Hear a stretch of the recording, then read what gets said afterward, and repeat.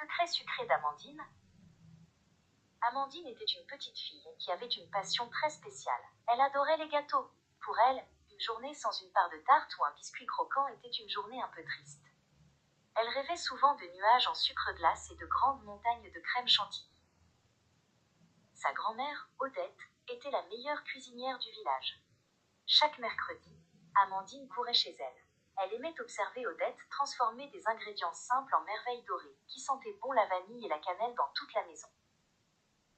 Un jour, Amandine voulut essayer de cuisiner toute seule. Mais la pâtisserie est un art difficile. Elle renversa accidentellement le grand sac de farine et se retrouva couverte de blanc, de la tête aux pieds. Sa cuisine ressemblait maintenant à un vrai paysage de neige. Odette entra dans la cuisine et, au lieu de gronder Amandine, elle se mit à rire joyeusement.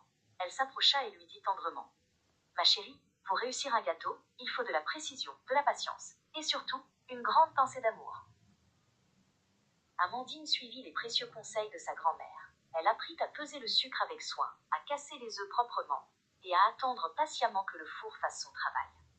Elle continua de s'entraîner chaque jour, même en devenant une jeune fille. Les années passèrent, et Amandine devint une femme. Son rêve d'enfant ne l'avait jamais quittée. Elle ouvrit enfin sa propre boutique appelée le Palais de Sucre. Les murs étaient bleu pastel, et l'odeur du caramel flottait joyeusement dans toute la rue. Un après-midi, Monsieur Gaston entra dans la boutique. C'était le client le plus difficile du quartier, et il ne souriait jamais. Amandine décida de lui servir une part de son célèbre gâteau aux fraises des bois, la recette spéciale qu'Odette lui avait apprise. Dès la première bouchée, le visage de Monsieur Gaston changea totalement. Ses yeux s'illuminèrent de joie, et un immense sourire apparut sur ses lèvres. « C'est exactement le goût de mon enfance !» s'exclama-t-il. Bientôt, tout le pays voulut goûter les gâteaux d'Amandine. Amandine était devenue la pâtissière la plus célèbre, mais elle restait très généreuse.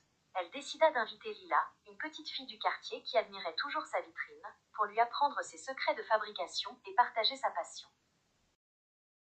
Amandine comprit que sa réussite venait du plaisir de partager de la douceur. Elle savait que, quelque part, Odette était très fière d'elle. Le secret d'Amandine est simple. Le bonheur est comme un gâteau. Il est bien meilleur quand on le partage.